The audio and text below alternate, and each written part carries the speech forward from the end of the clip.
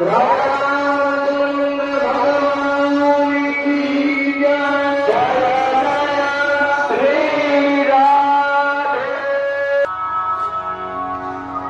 के रूप में क्या दे दें?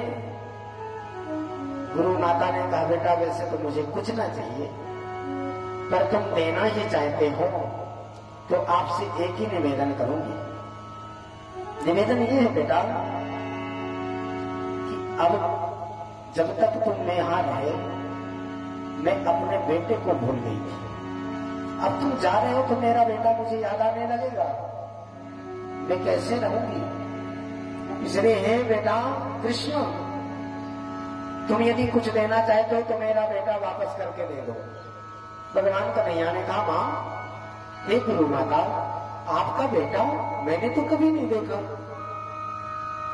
गुरु माता ने कहा बेटा कन्हैया, हमारे पास एक पुत्र था, वो समुद्र स्नान करने गया, वो गया ही गया है, लौट के कभी आया नहीं। पता नहीं समुद्र में डूब गया कि पृथ्वी उसको निगल गई कि आकाश में गायब हो गया, ये पता नहीं है। बेटा यदि तू देना चाहता है, प्रभु तुम देना चाहते हो तो मुझे मेरा बेटा दे दो। तुम जाओगे मेरा बेटा फिर याद आने लगेगा। कहते हैं दाऊ जी को लेकर के सीधे समुद्र के तट में भगवान कन्हैया पहुंच गए। आदेश दिया, है समुद्र गुरु पुत्र प्रदीयता,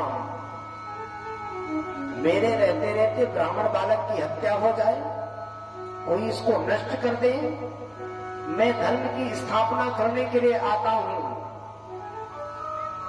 क्षमा करें तो मैं एक शब्द कह दूं चलते चलते, यदि इस पृथ्वी में धर्म को बचा के रखना है तो दो की बहुत जरूरत है। तीसरे नाराज ना हो उनके लिए हम क्षमा मांग लेंगे। संत और ब्राह्मण इस पृथ्वी में खुशहाल रहेंगे और रहेंगे तो महाराज पृथ्वी में धर्म चलता रहेगा। ब्राह्मण और संत जिस दिन नहीं रह जाएंगे, जिस दिन उनका सम्मान समाप्त हो जाएगा, तो धरती में समझ लेना पृथ्वी में धर्म नहीं रहेगा, धर्म भी साथ में चला जाएगा। क्योंकि कलयुग का प्रभाव स्वभाव वर्षे वर्षे क्रमात् जाता मंगलम नापि दृश्यते। जैसे जैसे कलयुग आएगा वैसे वैसे महाराज ये मंगल कारक वस्तुएं दिखेंगी नहीं। इसलिए निवेदन है महाराज संतों का सम्मान। कहते हैं धन्य है वो जीव जिसके मित्र संत हो, धन्य है वो जीव जिसके जीवन में महाराज गुरु हो। जिसके जीवन में गुरु आ गए उसका जीवन चमक गया। इसलिए महाराज इन दोनों का सम्मान बना रहे। ये हमारे सनातन की धुरी है। जैसे भरत जी महाराज के लिए कहा गया है, जो न हो जग जन्म भरत को, तो महाराज फिर धर्म की धुरी में ये जो पहिए लगे हैं ना, तो ये फिर कौन इसको धारण करता? ये ध्यान में आज सुदामा जी से मित्रता हुई, भगवान चले गए समुद्र के पास, गुरु पुत्र प्रदीयता लाओ, दौड़ा दौड़ा समुद्र चलाया, क्योंकि राम जी ने डरवा दिया था। विनय न मानत जलद जड़, गए 3 दिन बीत। राम जी मर्यादा से बंधे हुए थे। जब उन्होंने देखा कि अरे समझ गया महाराज केला बिना काटे नहीं फलता, राम जी ने अग्निबाण उठा लिया, दौड़ा दौड़ा चला आया। इस बार भगवान गए तो ए समुद्र गुरु पुत्र प्रदीयता, दौड़ा दौड़ा चलाया। सरकार मुझे पता नहीं है, तुम्हारा गुरु पुत्र आया होगा, पर मेरे अंदर एक पंचजन्य नाम का राक्षस रहता है, दैत्य रहता है, शायद उसने चुराया हो, पता कर लो। भगवान दाऊ जी के साथ समुद्र में प्रवेश कर गए। देखा कि एक बहुत बड़ा विशाल शंख पड़ा है। भगवान ने पादप प्रहार किया, फलत स्वरूपेण दैत्य मर गया। भगवान ने देखा तो उसमें गुरु का पुत्र बेटा नहीं मिला। भगवान कहते हैं राक्षस और बेटा, राक्षस मरा, गुरु जी का पुत्र नहीं मिला, पर चलो कोई बात नहीं, पर यह शंख तो मिल गया। इसलिए पंचजन्य नाम के दैत्य को मार करके भगवान ने शंख प्राप्त किया। भगवान के शंख का नाम पांचजन्यम ऋषिकेशो देव दत्तम धनंजया। आज भगवान ने सीधे यमपुरी की तरफ तैयारी बनाई। शंख लेकर के बजाई गर्जना किया। यमराज के कान में आवाज पड़ी, दौड़ा दौड़ा चलाया। सरकार प्रणाम करता हूं, स्वागत है। लीला मनुष्य है विष्णु युवयो करवाणी वह। कहता है हे प्रभु, आप साक्षात नारायण हो। लीला मनुष्य है विष्णु, आप लीला करने के लिए आए हो। सरकार क्यों आना हुआ? आने का कष्ट क्यों किया? इस दास को आप स्मरण करते तो मैं वहीं आ जाता। भगवान ने कहा कुछ नहीं, गुरु पुत्र प्रदीयता। मेरा गुरु का बेटा आया है, उसको वापस करो। यमराज ने कहा सरकार कर्म बंधनों से बंध के आया होगा, क्या करूं? भगवान ने कहा मेरा आदेश है, उसके सारे कर्मों में लाल स्याही घुमा दी जाए, गोला मार दो। एक जीव को यदि भगवान मुक्त कर दे तो सृष्टि का क्रम बिगड़ जाएगा। कर्मणा गहनो गति। कितनों को उसने कितने जन्मों में मारा, कितनों से दान लिया, कितने का हड़प किया, कितना भजन किया, कितना पुण्य किया, वो सब अदला बदली जन्म लेकर के देता लेता रहता है। लेकिन भगवान ने कहा भैया, कहते हैं किसी को फांसी की सजा हो जाए और वो दया याचिका राष्ट्रपति के यहां गुहार लगावे तो महाराज राष्ट्रपति का ये अधिकार है कि फांसी से उसे बरी कर सकते हैं। आज भगवान नारायण की आज्ञा है कर्म बंधनों को मुक्त किया जाए। दौड़ा दौड़ा गया, कर्म बंधनों पर छेका लगा के गुरु जी के पुत्र को ला करके भगवान को समर्पित कर दिया। गुरु जी के पुत्र को भगवान ने सीने से लगा लिया कि मेरे गुरु जी का बेटा है, जिन्होंने मुझे विद्या प्रदान की है। कहते हैं भगवान इसीलिए ब्राह्मणों का सम्मान करते हैं। राम जी को देख लो चाहे कन्हैया को देख लो, ये धर्म की धुरी है। यदि ब्राह्मणों को पुजारी पद से हटा दिया जाए तो मंदिरों में पतिंगा कबूतरें बास करने लगेगी। 1 रुपए नहीं चढ़ता, लेकिन फिर भी पंडित जी घंटी बजा रहे हैं। कम से कम सनातन धर्म तो चल रहा है। वृंदावन बिहारी लाल की जय। भगवान गुरु पुत्र को लेकर के माता पिता को गुरु जी को सौंप दिया। कहते महाराज वर्षों पहले किसी का बेटा खो गया हो और वो मिल जाए, जीवित हो जाए, कहते उनके आनंद का ठिकाना ना रहा। भगवान कन्हैया को इतना आशीर्वाद गुरु जी ने दिया, बेटा कन्हैया मेरा आशीर्वाद है। माता जी ने तो महाराज गुरु माता ने अंक में भर लिया, बेटा मेरा आशीर्वाद है, जो तूने पढ़ा है वो कभी भूलेगा नहीं। ये आशीर्वाद गुरु जी से और गुरु माता से मिला। दोनों आ गए मथुरा। बोल वृंदावन बिहारी लाल की। मथुरा आए। मथुरा में आकर के जैसे देवकी ने देखा अब सब किचनोचन सब बराबर हो गया है। कहां जेल में पड़े रहते थे, रहने का ठिकाना नहीं था। बेटा भी मिल गया, महल भी मिल गए, व्यवस्था बन गई। जैसे भगवान दाऊ जी और कन्हैया दोनों पढ़ करके आते हैं, देवकी प्रफुल्लित हो गई। आज इन हाथों का सौभाग्य है जो मैं हाथों से भोजन बना के मैं अपने बेटा को लाला को खिलाऊंगी। 56 भोग बनाया, सजा करके रख दिया। वास्तव में महाराज मां का बनाया हुआ भोजन जो पुष्टि तुष्टि संतुष्टि प्रदान करता है, माँ का बनाया हुआ भोजन जो स्वीकारता है, माँ के पास जो बैठता है तो उसके बाल घने घने हो जाते हैं, क्योंकि टेंशन समाप्त हो जाती है ना। ध्यान देना थोड़ी। जो महाराज माता जी के पास बैठता है, माता जी का बनाया खाता है, तो उससे पुष्टि तुष्टि संतुष्टि सब आती है, बाल घने हो जाते हैं।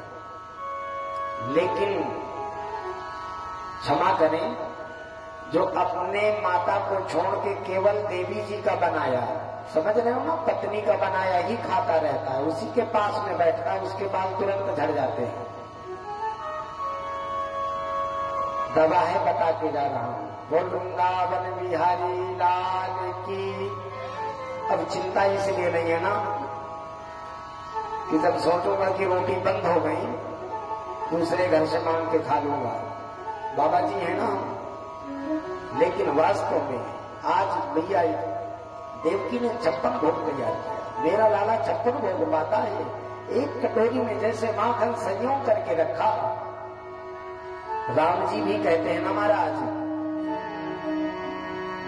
मघा न बरसे भरे न खेत, अमात न बरसे भरे न पेट।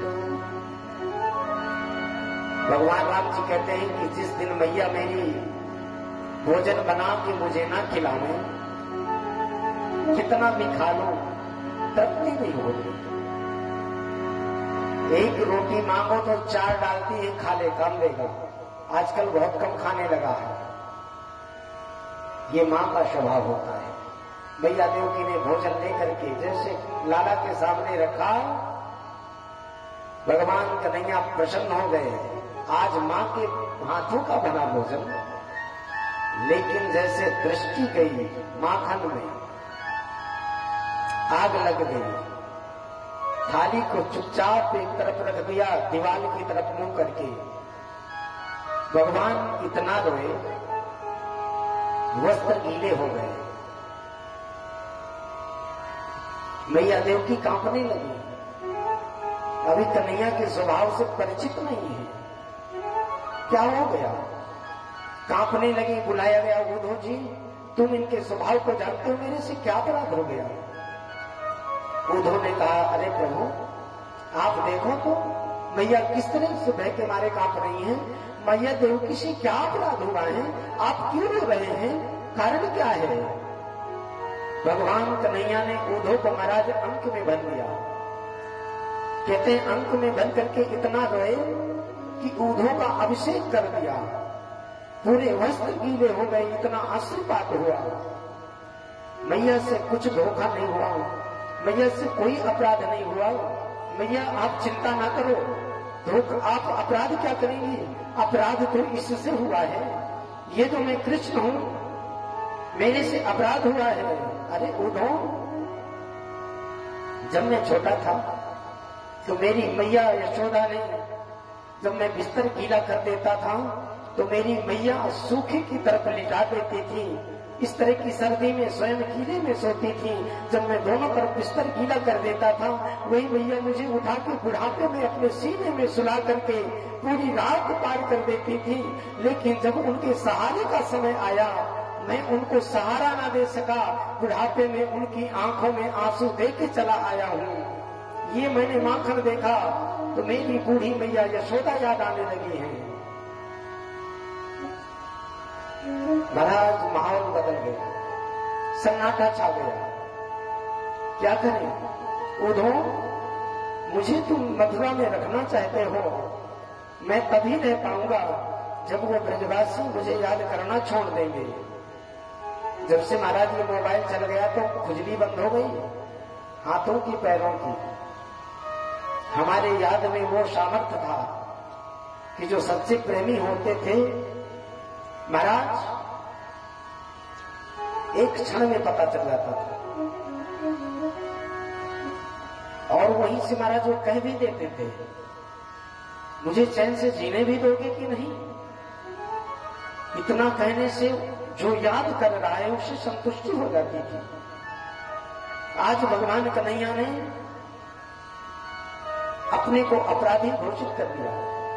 जिस समय मैया को उनके हाथों की लकड़ी बनना चाहिए था, जिस समय उनकी उंगली पकड़ करके चलाने का अवसर आया, उस समय में उनको जिन गोपिकाओं ने मुझे अपना प्राण धन समझा, पूरा जीवन न्यौछावर कर दिया, मैं उन गोपिकाओं को आंसू दे करके आया हूं। उधो मैं कभी कभी उन गोपिकाओं के विरह में, याद में पागल हो जाता हूं महाराज। मैं किससे कहूं? पूरी रात बीत जाती है, जिन्होंने मुझे अपना प्राण धन समझा, मैं तो कभी सोच भी नहीं पाता। कभी कभी सोचता हूं जिंदा भी होंगी कि नहीं, अपने प्राणों की रक्षा कर भी पाई होंगी कि नहीं।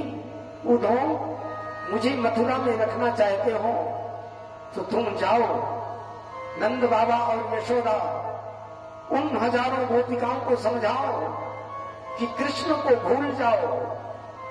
यदि तुमने उनको उपदेश देके स्मरण करना भुला दिया, तब तो मैं ये मथुरा में रह पाऊंगा। कहते उद्धव जी महाराज तैयार हो गए। गच्छोद्धवम् व्रजम् सौम्यम् पित्रोर्नो प्रीतिमावहम्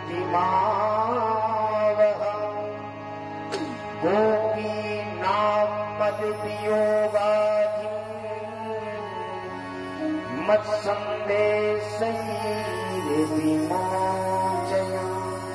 जाओ, उन गोपिकाओं को समझाओ कि उस कृष्ण को याद करना छोड़ दो जो तुम्हें छोड़ के चला गया। अब उसके पीछे तुम प्राण क्यों देती हो? उद्धव को लगा मैं वेदांत का ज्ञानी, जात अजात लक्षणा का विवेचन करने वाला, मैं उनको उपदेश देने जा रहा हूं जो एक दिन विद्यालय का मुंह नहीं देखी है। ध्यान देना,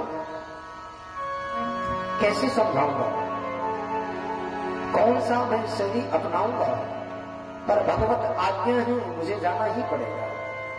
उद्धव जी महाराज के लिए वही दिव्य रथ भगवान ने जाते जाते अपना पीतांबर डाल दिया कि मेरे चिन्ह होंगे तो तेरे से वहां कोई बात भी कर लेगा। उद्धव मोर मुकुट पहने थे, भगवान ने मोर मुकुट दे दिया। वास्तव में महाराज भगवान के चिन्ह यदि कोई जीव धारण कर ले तो संसार वाले उसकी इज्जत करने लगते हैं, संसार वाले उसका सम्मान करने लगते हैं।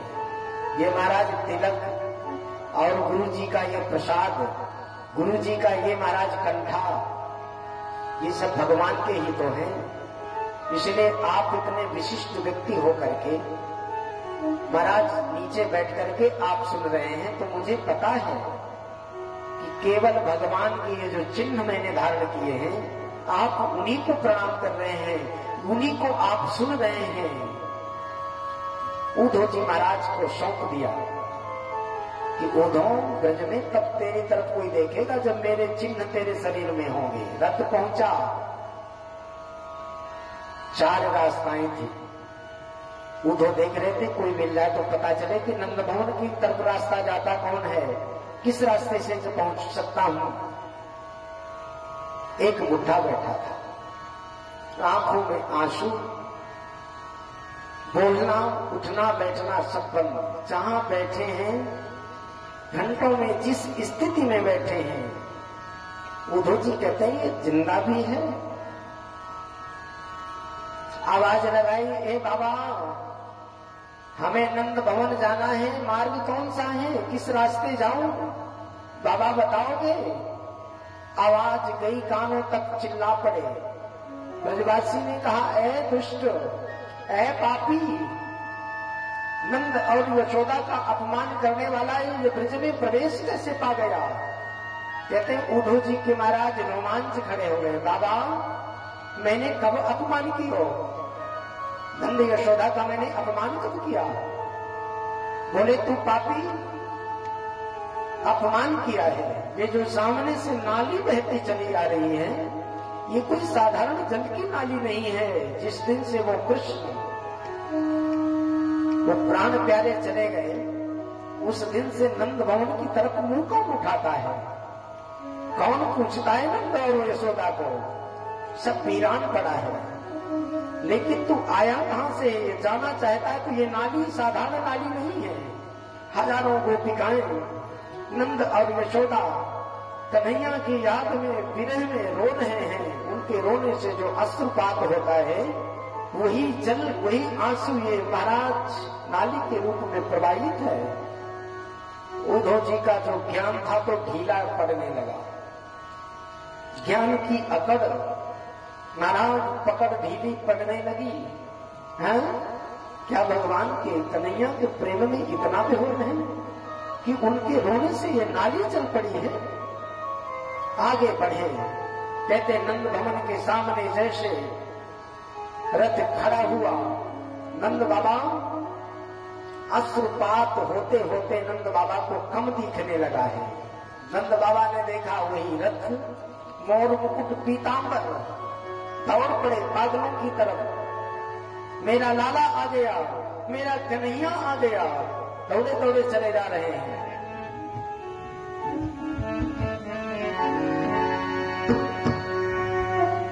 बोल वृंदावन बिहारी लाल की जय हो।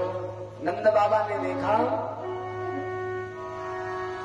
तो महाराज दौड़ करके अंक में भर लिया, मेरा लाला आ गया। लेकिन नंद बाबा के हाथ, गोद, शरीर बताने लगा कि वो दिव्यता, वो कोमलता, वो सुगंध नहीं है। मेरा लाला क्या इतना बदल गया? नंद बाबा ने संभल करके देखा कि कृष्ण नहीं, कृष्ण जैसा है। तब तक उद्धव ने कहा, बाबा मैं उद्धव आपको प्रणाम करता हूं। कहते महाराज अपना बेटा कहीं खो जाए, वर्षों के बाद उसका कोई मित्र घर आ जाए और वो कह दे कि बाबा मैं तुम्हारे बेटा का मित्र हूं। कहते एक क्षण के लिए उतना ही आनंद प्रकट हो जाएगा, शरीर रोमांचित हो जाएगा, वो उतने ही बेहोश हो जाएगा जैसे अपने बेटे को पाकर के नंद बाबा कुछ देर के लिए शांत हो गए। बोल वृंदावन बिहारी लाल की जय।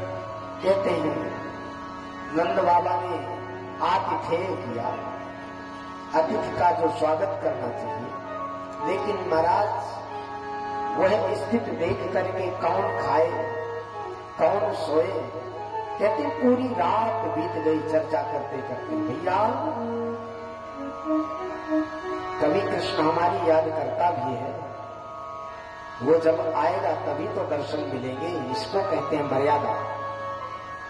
12 किलोमीटर की दूरी है, जब चाहते रोज आते जाते, लेकिन नहीं, यदि उन्होंने हमें छोड़ दिया है, हमें दूर कर दिया है, तो हम दूर ही रहेंगे। वृंदावन बिहारी लाल की जय। जय जय श्री राधे श्याम।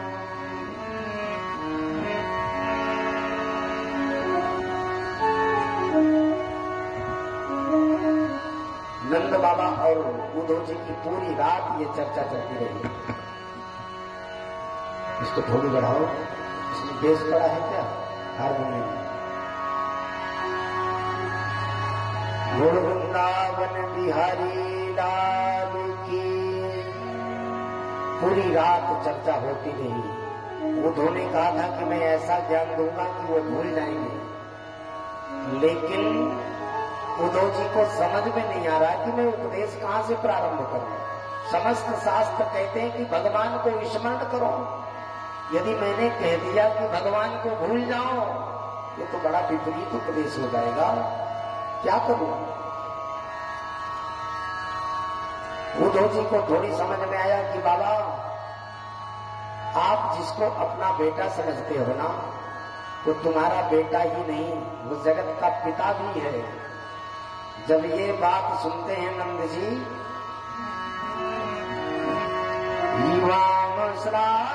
श्राद्धतमोन्नम देह नामी मानद। उद्धव जी अंदर से कहते धन्य है नंद और यशोदा, तुम्हारा ये मानव जीवन धारण करना सफल हो गया। अरे गोपिकाओं, भगवान कन्हैया के चरणों में तुम्हारा इस तरह का प्रेम देख करके कहते पूरी रात चर्चा करते रहे। सवेरा हुआ, स्नान के लिए चल पड़े। यमुना स्नान के लिए जा रहे थे कि बीच में गोपिकाओं का झुंड बैठा था। अभी इन्हें है कि ये गोपिकाएं इसलिए पागल है कि नंद और यशोदा का बालक समझती हैं, इसलिए प्रेम करती हैं। लेकिन जब महाराज गोपिकाओं की आपस में चर्चा सुनते हैं, एक गोपी कहती आज मैंने स्वप्न में देखा मैं यमुना जी में जल लेने गई, लाला ने मेरी मटकी उठा दी, किसी ने कहा मेरी चूड़ियां तोड़ दी। स्वप्न आज मैंने देखा कि माखन मांग रहे हैं, चोरी करने आ गए, लेकिन राधा रानी जी शांत बैठी। गोपिकाओं ने पूछा राधा रानी जी क्या आपको स्वप्न में भगवान नहीं आते, क्या आप दर्शन नहीं करती हैं? राधा रानी जी ने कहा नहीं, मुझे स्वप्न नहीं होता। इसका मतलब भगवान तुम्हें चाहते नहीं है कि तुम भगवान को नहीं चाहती हो, कारण क्या है? राधा रानी जी ने कहा ऐसी कोई बात नहीं। बात यह है कि जिस दिन से कृष्ण गए हैं उस दिन से महाराज, उस दिन से मेरी नींद ही चली गई है, इसलिए नींद आवे तब तो स्वप्न आएंगे ना। उद्धव जी महाराज का जो थोड़ी रहा ज्ञान था वो भी महाराज कहते राधा रानी जी के चरणों में लेट गए। गोपिकाओं ने देखा कि ये मथुरा से आया है, पीत पीताम्बर मोर मुकुट, इस मोर मुकुट को हम पहचानती हैं। महाराज तुरंत गोपिकाएं कहती हैं कि घनश्याम हमारी सुध लेना। क्षमा चाहेंगे, थोड़ी सी सहयोग करें। घनश्याम हमारी सुध लेना, क्यों वृंदावन को भूल गए, भगवान हमारी सुध लेना। घनश्याम हमारी सुध लेना, क्यों वृंदावन को भूल गए।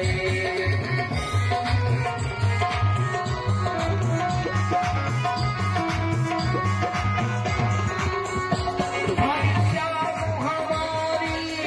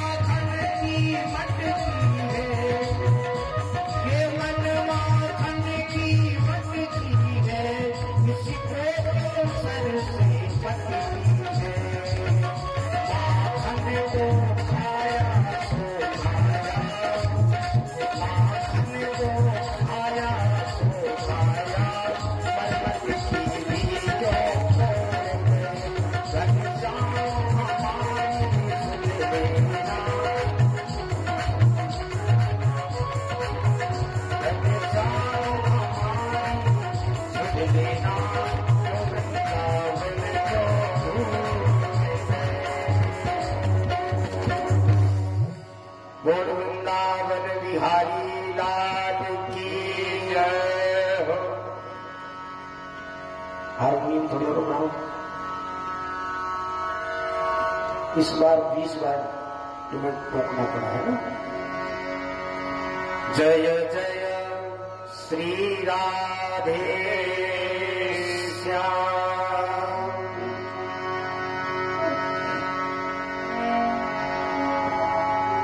कहते महाराज कथा को स्पर्श करते हुए निकले। उद्धव जी महाराज ने जब ये सुना, फिर इतने में तो भ्रमर आता है, भंवरा। राधा रानी जी के तलवों को लाल लाल देख करके ब्रह्मस कमल समझ लिया, और कमल समझ करके वो बैठना चाहा। राधा रानी जी ने पैर पीछे हटा लिया, गोपिकाओं ने डांट दिया। इसको कहते हैं भ्रमर गीत। यहां पर उद्धव जी अभी समझ रहे थे कि नंद और यशोदा का बालक ही समझती हैं ये गोपिकाएं, लेकिन महाराज पुरानी सी पुरानी बातें रखने लगी है। भ्रमर, हम तेरे स्वामी को जानती हैं, जिस तरह तू कपटी है उसी तरह तेरा स्वामी भी कपटी है। क्यों? क्योंकि महाराज जब तू पुष्प से पराग ले लेता है तू भी छोड़ के ही चला जाता है। इसी प्रकार हमसे महाराज प्रेम किया, और तेरा स्वामी भी देखो कितना कपटी की हमें छोड़ के चला गया। दूसरी बोली इसकी कपट कथा कहां तक है महाराज, तेरे स्वामी की कपट कथा।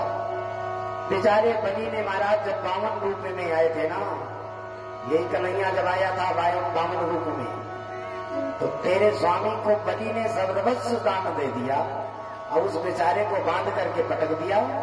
ये तो कपटी सदैव का है।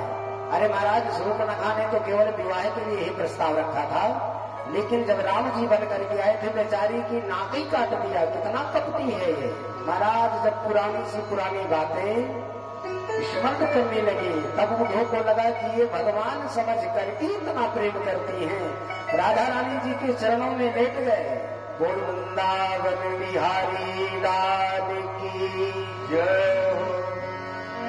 बोले बूढ़ी बड़ी चतुराई बड़ी और सुंदरता तन में प्रगटी है।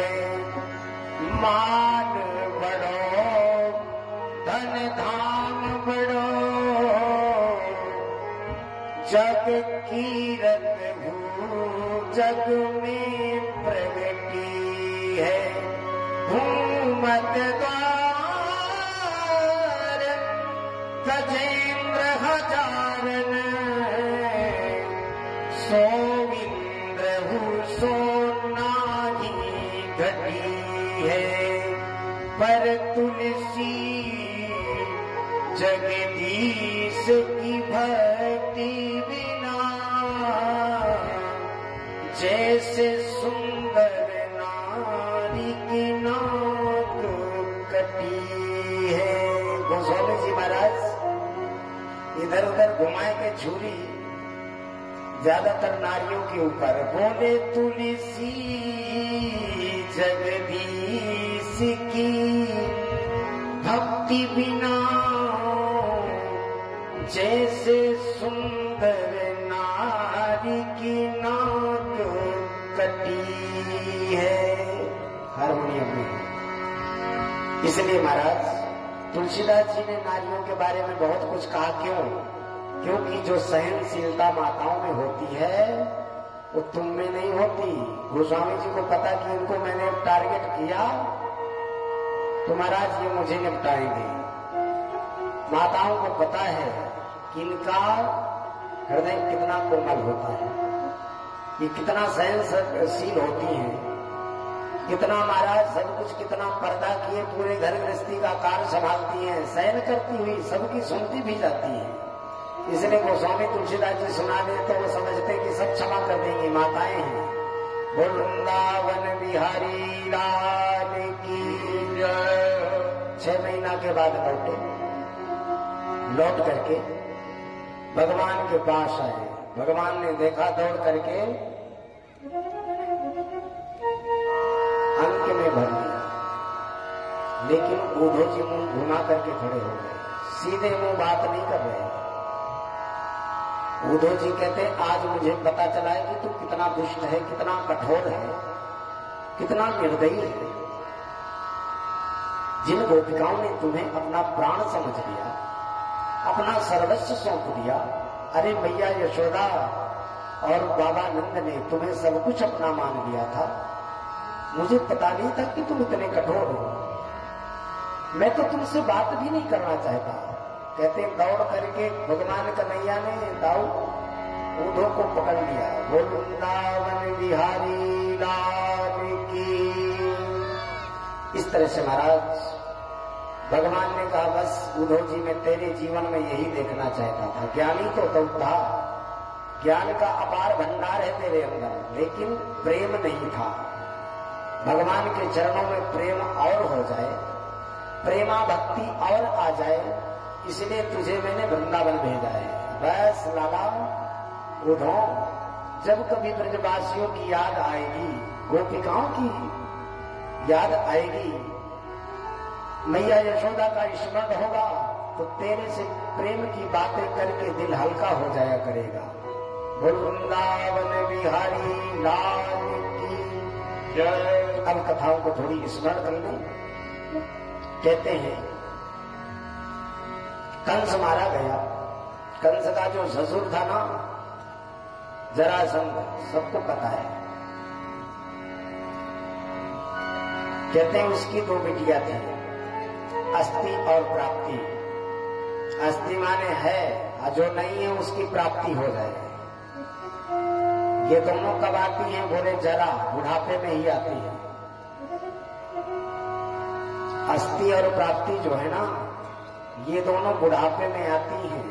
जरा माने बुढ़ापा, जब जीव जरा से संध कर लेता है, जुड़ जाता है, बुढ़ापा में जुड़ जाता है, तभी महाराज वहां पर दो प्रकार की ममता उपस्थिति है। जो है वो छूटे ना, और जो नहीं है वो प्राप्त हो जाए। और कहते महाराज जरासंध ने मथुरा में 18 बार आक्रमण किया।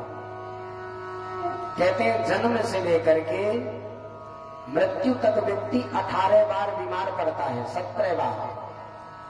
18वीं बार जब बीमार पड़ता है तो गोविंदाय नमो नमः, वो फिर रुक नहीं पाता। वो फिर भगवान यमराजे को भेजते हैं, बोल वृंदावन बिहारी लाल की। फिर समझ लेना कि यमराज के यहाँ इलाज चल रहा है। रामायणी जी बैठे हैं, बड़ा सुंदर उन्होंने दृष्टांत सुनाया कि एक व्यक्ति बीमार हो गया, उसका मित्र उससे मिलने आया, लेकिन बहरा था। मित्र से अगाध प्रेम, अपने को रोक ना पाया। भैया तुम बीमार हो गए, लेकिन बहरा है, कहां इलाज करवा रहे हो? इलाज करवाते करवाते परेशान हो गए थे, ठीक नहीं हो रहे थे। बोले बस कहीं नहीं, यमराज के यहाँ चल रहा है इलाज। यमराज के यहाँ इलाज चल रहा है। जब बताया यमराज के यहाँ, तो उसे सुनाई ना पड़े कि क्या कहा। उसने कहा डॉक्टर तो नंबर 1 का है, डॉक्टर तो भाई प्रसिद्ध है। खाने के लिए क्या बताया है? क्या बताया है? पत्थर खाने के लिए बताया है। जब कुछ हजम ही ना हो तो क्या खाऊंगा? वो बहरा को, मित्र को जो देखने आए उसे सुनाई तो पड़े ना। उसने कहा हल्की ही चीज बताया है, ठीक हो जाओगे। डॉक्टर भी अच्छा है, भोजन भी अच्छा है। इसलिए महाराज कहते हैं जब 17 बार व्यक्ति बीमार पड़ता है, यानी 17 बार जरासंध मथुरा में आक्रमण किया, हार गया, लेकिन जब 18वीं बार आया तो जीव आत्मा को भी भागना ही पड़ता है। 17 बार महाराज 23 अक्षौणी सेना लेके आया। भगवान कन्हैया ने कहते हैं एक क्षण में दाऊ जी के सहित मिल करके 23 अक्षौणी सेना समाप्त किया, और समाप्त करके जैसे नाना को, यानी जरासंध को पकड़ करके मारने वाले थे, भगवान ने कहा ना नाना नाना मारना नहीं। बोले मामा को तो तुमने मार दियो। बोले कोई बात नहीं, हम आए हैं पृथ्वी का भार उतारने के लिए, भुज उठाए प्रण की। मेरी प्रतिज्ञा है, यदा यदा ये धर्मस्य ग्लानिर्भवति भारत, जब जब महाराज ये अधर्मी बढ़ेंगे ना, इनको मारने के लिए तो हम आए हैं, सफाई करने के लिए। कहां ढूंढते फिरेंगे सत्तू और आटा बांधे, इसको छोड़ो, ये फिर इतना ही लेके आएगा। 23 बार वो 17 बार महाराज 23 अक्षौणी सेना के साथ आया और कहते महाराज एक अक्षौणी सेना बहुत लंबी चौड़ी होती है। वृंदावन बिहारी लाल की। जब 18वीं बार तैयारी बना के आ रहा था तो कोई महाराज मजाकिया मिल गया, जरासंध से बोला तुम्हारे नगर में साधु संत ब्राह्मण पड़े पड़े खा रहे हैं, ऐसा करो ना कि इनसे लगन पूछो, मुहूर्त पूछो, यात्रा का शुभ मुहूर्त क्या है। बुला लिया, महाराज आ जाओ। सब ब्राह्मण देवता सब संत महात्मा पहुंच गए। सरकार आदेश, बोले मेरे जीतने के लिए, विजय के लिए माला जपो। कहते महाराज ये कन्हैया को हरा के ही रहूंगा, कृष्ण को, तुम मंत्र बताओ, मंत्र जपो। यदि हार गया, मैं विजय होकर के, विजयी होकर के आया तो अपार संपत्ति दूंगा, दोबारा तुम्हें मांगना नहीं पड़ेगा। यदि दोबारा मैं इस बार 18वीं बार हार के आता हूं, पराजित होके आता हूं, समझ लेना सबको सूली में चढ़ा दूंगा। ब्राह्मणों ने, संतों ने जोड़ा हाथ, बोले सरकार हम नहीं कहते कि तुम हार जाओ, लेकिन हमारे प्राणों की रक्षा करना, बड़ा दुष्ट है, शूली में चढ़ा देगा। इस बार जैसे आया भगवान तो सब जानते हैं। भगवान ने कहा भैया बाबूजी लड़ते लड़ते हम थक गए हैं, अब तो मेरी लड़ने की हिम्मत नहीं, अब मैं भागना चाहता हूं। उधर महाराज नारद जी से प्रेरित काले यवन आ गए।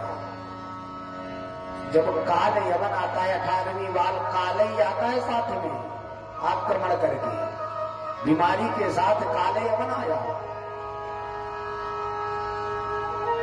भगवान कहते हैं बस मैं तो भागने वाला हूं। दाऊ जी ने कहा ए भैया कन्हैया तू भागेगा ना, संसार वाले भगोड़ा कहेंगे, रणछोड़ कहेंगे, कुछ प्रचार हो जाएगा संसार में। भगवान कन्हैया ने कहा अभी हमारे कौन भी अच्छे नाम है, कोई कहता है चित चोर, कोई कहता है माखन चोर, कोई कहता है चीर चोर। अरे एक नाम और जुड़ जाएगा, रणछोड़। बस इतने में कह के भगवान कन्हैया भागने लगे। दाऊ जी समझ गए कि लीला प्रारंभ हो गई। नहीं, भक्तों ने, संतों ने देखा तो कहा बोल रणछोड़ भगवान की, भक्त वत्सल भगवान की जय जय राधे श्याम। भगवान भाग चले तो दाऊ जी समझे कोई लीला शुरू हो गई, तो वो भी पीछे भाग लिए। काले यवन पीछे पीछे। नारद जी ने बताया था बड़ा योद्धा है, जो लक्षण बताए थे घुंघराले बाल होंगे, मोर मुकुट वाला होगा, तो मोर मुकुट घुंघराले बाल, लेकिन इसके पैरों में जूतियां तक भी नहीं है। इसके बाद कोई अस्त्र शस्त्र नहीं है। काले वन लग गया पीछे। दौड़ते दौड़ते महाराज सूर्यवंशी राजा मुचकुंद जी महाराज शयन कर रहे थे, देवताओं का आशीर्वाद। एक गुफा में भगवान प्रविष्ट कर गए, जहां मुचकुंद जी सो रहे हैं।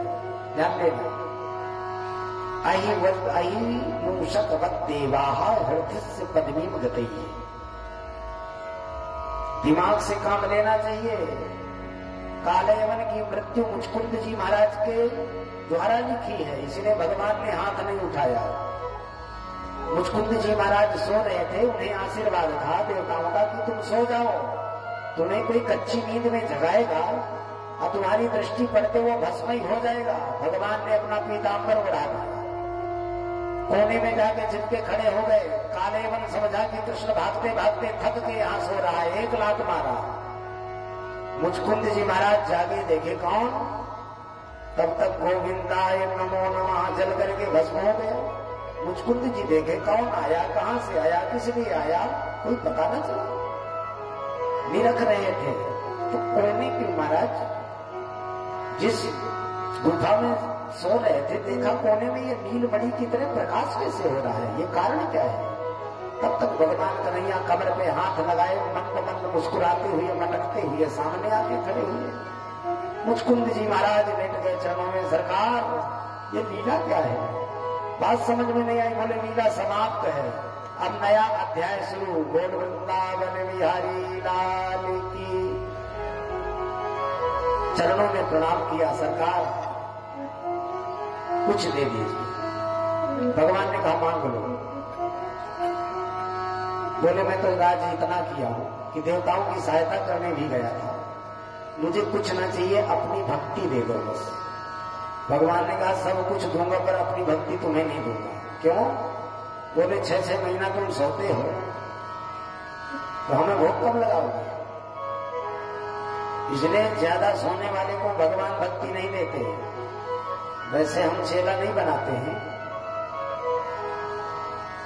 पर यदि कोई महाराज धोखाधड़ी से सुन लिया हो तो उनसे एक निवेदन करेंगे कि महाराज एक अगरबत्ती जरूर जलाओ, 2 न जलाना, ज्यादा खर्चा हो जाएगा। एक अगरबत्ती जलाए कि महाराज भगवान को जरूर दिखा दिया करो कि प्रभु जो सामर्थ्य तुमने दिया है, जितना मुझे तुमने समय दिया है, ये घर गृहस्थी में तुमने मुझे फंसा दिया तो टाइम ही कहाँ है। कहते हैं महात्मा का पूरे दिन का भजन 24 घंटे का, और गृहस्थ का 1 मिनट का भजन बराबर पहुंचता है।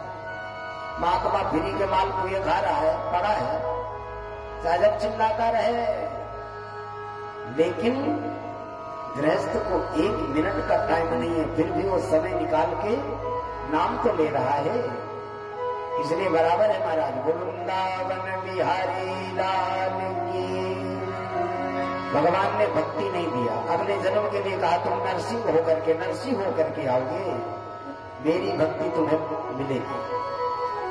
और नरसिंह जी का महाराज बात, उनकी बिटिया रामा, ये प्रसंग कभी कोई इनमें से जरूर सुनेगा। बोल वृंदावन बिहारी लाल की जय। सब कुछ था नरसिंह जी के पास, लेकिन दान देते देते सब खिसक गया। कहते भगवान जिस पर प्रेम करें उसकी संपत्ति परिवार को अलग कर देते हैं। जब बिटिया का विवाह, रामा का विवाह सेठ के यहाँ किया था, अपार संपत्ति थी, सब कुछ दिया, लेकिन धीरे धीरे जब कंगाल हो गया तो बिटिया का ससुर, रामा का ससुर फूटी आंखों नहीं देखना चाहता था। ये कैसा समझी, इसके आने से तो हमारी नाक कट जाएगी। गाता बजाता है, जो दे दिया वही खा लेता है। इस तरह से महाराज बहुत बड़ी कथा है। भगवान स्वयं फिर छकड़ों में माल लेकर के बिटिया की सगाई में पहुंचे थे, भांजी की सगाई में। बोल वृंदावन बिहारी लाल की। इस तरह से महाराज जब मुचकुंद के द्वारा काले वन का काम हो गया, भगवान दौड़ करके प्रवर्षण पर्वत पर चढ़े, दाऊ जी भी चढ़ गए। दोनों ने बाहें ठोकी, ताले ठोकी। मैया ने दूध दही खिलाया, आज अजमा लिया जाए किसमें कितनी ताकत है।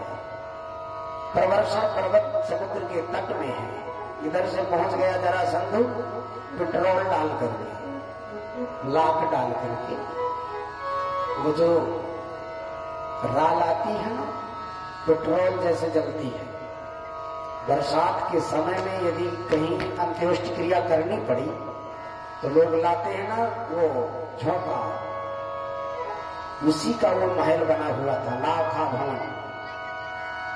लाख को डाल करके, राल को डाल करके अग्नि लगा दिया कि कृष्ण बलराम को पकड़ नहीं पाया पर ये जल जाएंगे। भगवान ने लगाई छलांग, सीधे पहुंच गए समुद्र की टापू में। दाऊ जी ने लगाई छलांग, पहुंच गए टापू में। रातों रात महल तैयार। विश्वकर्मा जी केवल स्मरण करते थे, ऐसे झेलियों में से थोड़ी ना बनाते थे। पत्थर रख दिया और भगवान विश्वकर्मा ने स्मरण किया कि ये डिजाइन 1 सेकंड में तैयार। रातों रात महल तैयार। भगवान ने योग माया को आदेश दिया,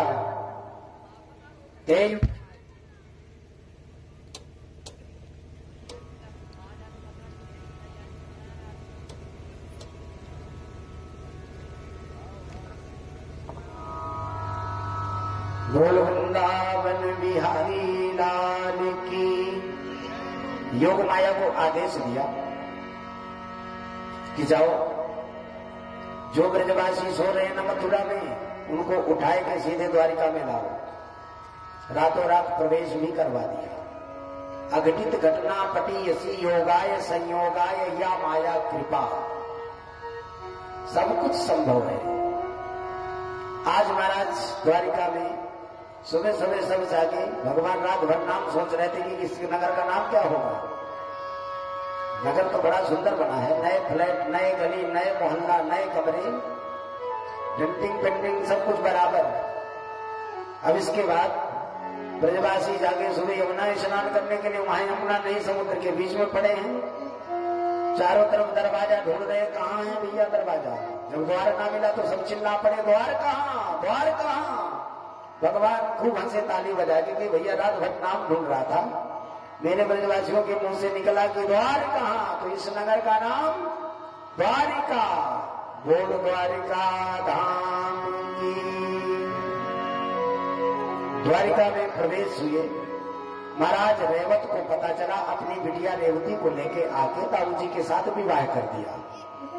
बोले महाराज तुमने घर बनवा लिया तो रजिस्ट्री नहीं करवाई, चलो मैं ये नगर तुम्हें पूरा दान में दिए देता हूं। तो दहेज में मिल गया।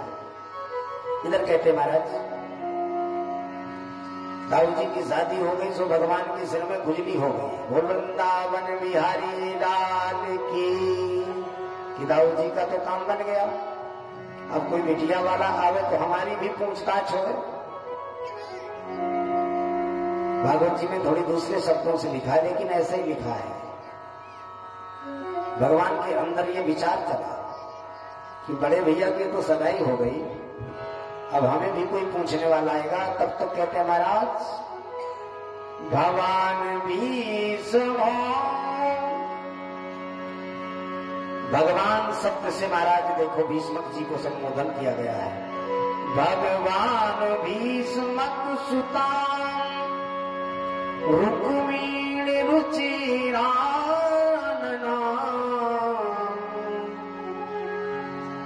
कहते हैं भगवान महाराज राक्षसेन विधानेन उपनेम इति श्रुतम। यानी यहां पर परीक्षित ने पूछ लिया कि सरकार थोड़ी रुकना, कुछ पूछना चाहता हूं। क्या है? बोले मैंने सुना है कि कन्हैया का पहला विवाह राक्षस विधि से क्यों हुआ? क्योंकि महाराज 8 प्रकार के शायद विवाह होते हैं, पंडित जी लोग जानते होंगे। ब्राह्म विवाह इस समय सर्वश्रेष्ठ माना जाता है, इसलिए राक्षस विधि उसे कहते हैं कि पहले बिटिया का हरण करो और कन्या को अपने घर ले जाकर के मड़वा गाड़ के मुई भाव रे पा रहा हूं। तो ऐसा भगवान ने क्यों किया? तो महाराज बड़ा सुंदर उपदेश देते हैं, बताते हैं कि इसका कारण क्या है। कारण महाराज यही है कि जो भीष्मक जी महाराज हैं उनकी बिटिया रुक्मिणी है। रुक्मिणी लक्ष्मी है, उनकी दत्तक पुत्री, अंशज पुत्री नहीं दत्तक पुत्री है। एक बार महाराज भीष्मक जी रुक्मिणी के पिताजी तालाब में स्नान कर रहे थे। सरोवर में महाराज कमल खिले थे। सुबह सुबह देखा कि नीलमणि की तरह चमक क्या आ रही है, ये नीलमणि कहां से जल रही है। जब सरोवर में गए तो देखा सुंदर कन्या, उसी कन्या को लेकर के अपने घर में रख लिया, देवी मान करके।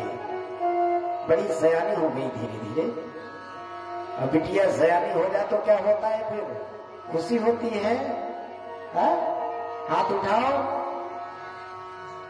बिटिया सयानी हो जाए तो चिंता होती है। काहे के लिए? मास्टर साहब थोड़ी सहयोग करें, इसको मैं नहीं गा पाता हूं। अरे बिटिया हो गई है सयानी, बिटिया हो गई है सयानी, मुही चैन परत नरिया रानी। बिटिया हो गई है सयानी, मुही चैन परत नरिया रानी।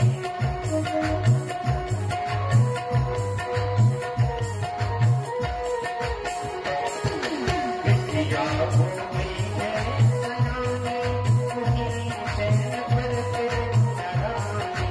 बिटिया हो गई है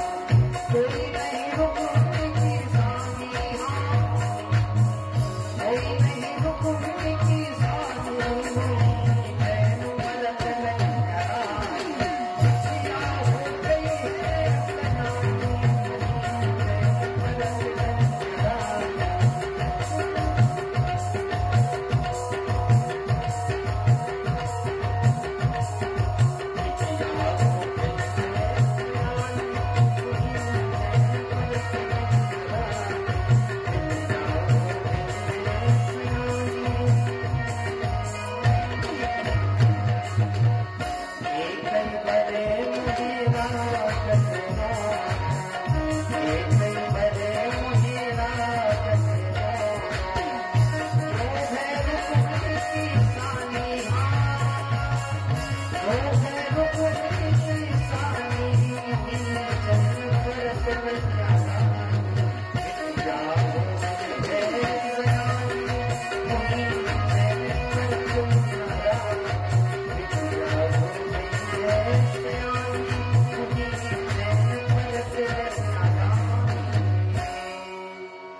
भीष्म जी महाराज को चिंता हुई।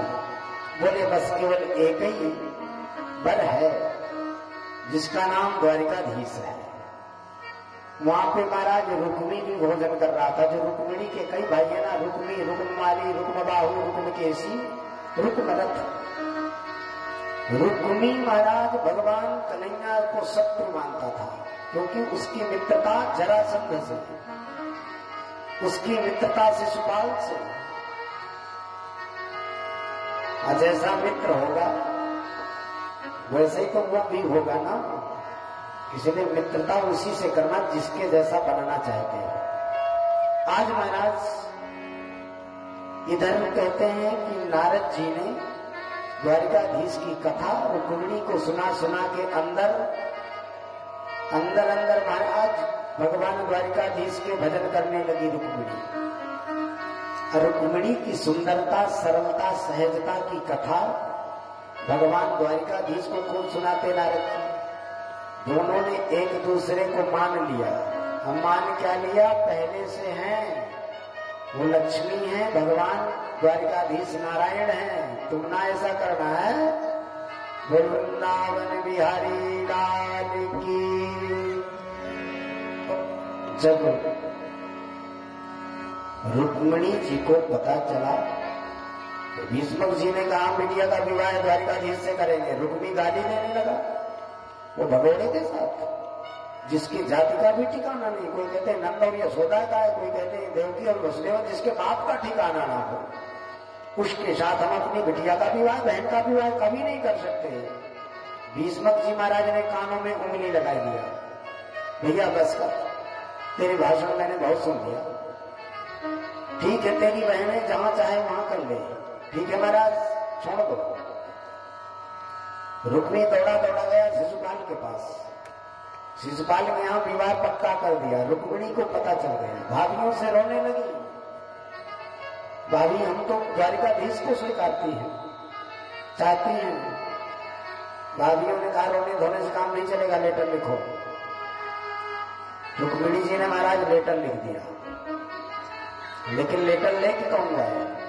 जो सबसे विश्वास पात्र हो। भगवान कन्हैया के, रुक्मिणी के सबसे विश्वास पात्र ब्राह्मण। कहते हैं रुक्मिणी जी ने तुरंत एक ब्राह्मण देवता को बुलायो, हाथ में पत्र थमा के लिखा था महाराज, श्रुत्वा गुणान श्रवण सुंदर शृण्वताम ते निर्विश्य कर्ण विवरैर हर तुंगता। मैंने तुम्हारे बारे में बहुत सुना है, तुम्हारी लीला कथा सुनकर के कि मेरे जो अंगों में ताप है, जलन है, वो शांत हो जाती है। मैंने तुम्हें वर रूप में वर्ण कर लिया है। लिखा था, लेकिन सरकार कहाँ मिलेंगे? आप कहोगे कि जानती नहीं हो, फिर लेटर क्यों लिख रही हो? महाराज मैं तुम्हें जानती हूं, नारद जी के द्वारा कथा सुना हूं। मिलेंगे कहाँ? मंदिर में मिलेंगे, वहां कोई नहीं होगा। इस तरह से महाराज जब इधर शिशुपाल के साथ संबंध होने के लिए तय हो गया, शिशुपाल परसों ही आ गया, बहुत जल्दी बैंड पार्टी के साथ, डीजे बज रहा था। इधर पत्र लेकर के पहुंच गए ब्राह्मण देवता द्वारिका। जाकर के थमाया, बोले महाराज तुम्हारा लेटर। बोले बांच के सुनाओ। बोले महाराज जनरल नहीं है, स्पेशल है। खोल करके उसमें देखा तो जो लिखा था, भगवान ने कहा ठीक है कोई बात नहीं। रथ सजाया, घोड़े सजाए, आके कुन्नतपुर में खड़े हुए। रुक्मिणी के गांव में ब्राह्मण देवता ने सूचना भी दे दी कि वो आ गए हैं, मंदिर के पास खड़े हैं और कहते हैं महाराज रुक्मिणी की मैया ने रुक्मिणी जी को आदेश दे दिया, बिटिया हमारे कुल की ऐसी रीति है कि विवाह से पहले हम गौरी जी की पूजा करते हैं, इसलिए बिटिया जाओ देवी जी की पूजा करके आओ जिससे कार्य अच्छा हो, तुम्हारे मन का हो। रुक्मिणी जी ने कहा ये तो बहुत अच्छी बात है। इसलिए महाराज देवी पूजन अरे गौरी पूजन जागो बिटिया सुंदर शुभ घड़ी आई, गौरी पूजन जागो बिटिया सुंदर शुभ घड़ी आई, गौरी पूजन जागो बिटिया सुंदर शुभ घड़ी आई, सुंदर शुभ घड़ी आई बिटिया सुंदर शुभ घड़ी आई, गौरी पूजन जागो बिटिया सुंदर शुभ घड़ी आई, गौरी पूजन जागो बिटिया सुंदर शुभ घड़ी आई।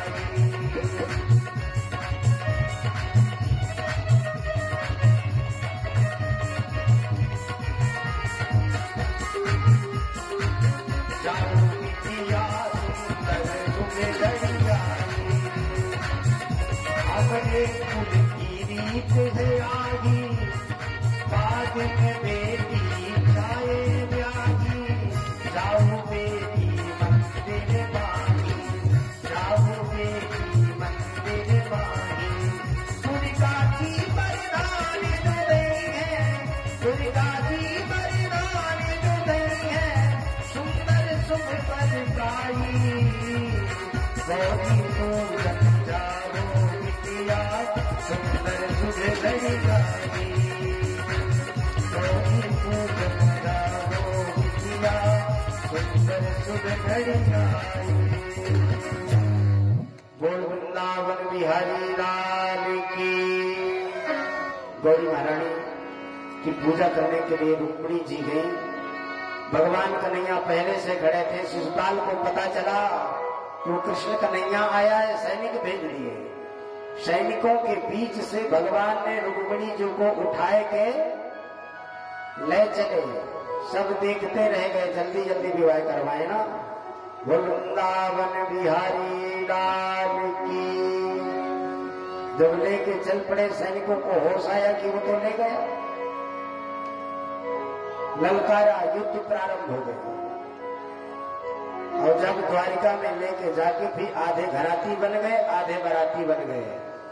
तो थोड़ी देख लें कितने घराती हैं, कितने बराती हैं। हाथ उठाओ, बराती कितने हैं। क्योंकि मथुरा वो द्वारिका में ही भगवान का विवाह हो रहा है ना। बारात लेके तो जा नहीं सकते क्योंकि ससुर जी से साले से लड़ाई हो गई। बाराती कितने हैं और घराती कितने हैं देखना अभी। चलो कमजोर है तो कम से कम हमारी नाक बच गई। वृंदावन बिहारी लाल की। जब महाराज द्वारिका में पहुंचे, भगवान का मंडप बड़ा और बड़ा सुंदर विवाह हुआ। विवाह होने के बाद यानी ब्रह्मा जी भी आए। हरे हरे बास मंडप छाए, रुक्मिणी जी को श्याम बिल्कुल आए। हरे बास मंडप छाए, रुक्मिणी जी को श्याम बिल्कुल आए।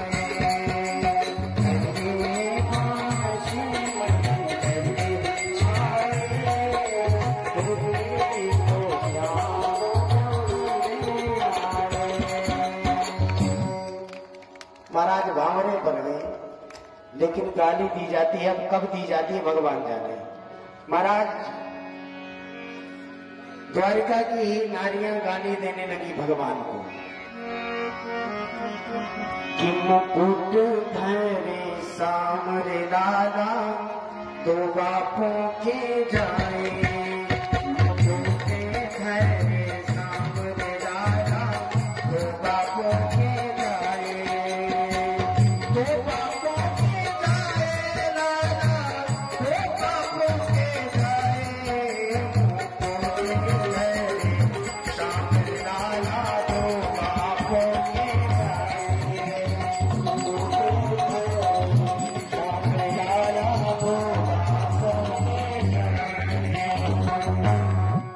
बोल वृंदावन बिहारी लाल की। इस तरह से महाराज भगवान का एक विवाह हुआ। इसके बाद कहते महाराज उनके एक बेटा हुआ प्रद्युम्न। सम्बरासुर को पता था कि ये मेरा काल होगा, मेरी मृत्यु का कारण बनेगा, इसलिए सम्बरासुर प्रसूति का ग्रह से ही हरण करके भगवान के पुत्र को ले जाता है। ध्यान देना, भगवान के बेटे को प्रसूति का ग्रह से ले गया। वही सम्बरासुर का प्रद्युम्न जी महाराज वध करेंगे। वृंदावन बिहारी लाल की। इसके बाद महाराज भगवान के 7 और विवाह हुए। दूसरा विवाह जामवंती के साथ, तीसरा विवाह महाराज सत्यभामा के साथ, कालिंदी के साथ, और 5वां विवाह मित्रविंदा के साथ, 6वां विवाह भगवान का नाम के साथ, 7वां विवाह भगवान का भक्तिया के साथ, और महाराज 8वां विवाह लक्ष्मणा के साथ होता है। वृंदावन बिहारी लाल की। भगवान के 8 विवाह हुए, लेकिन एक दिन नारद जी ने देखा कि भगवान के घर में बड़ी लड़ाई का आवाज हुई है। इसलिए भगवान ने नारद जी महाराज स्वर्ग में कल्प वृक्ष का पुष्प ले आए।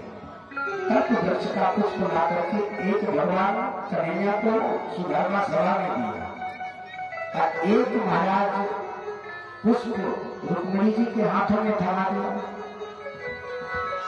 जब हाथों में थमाया, वृंदावन बिहारी लाल की।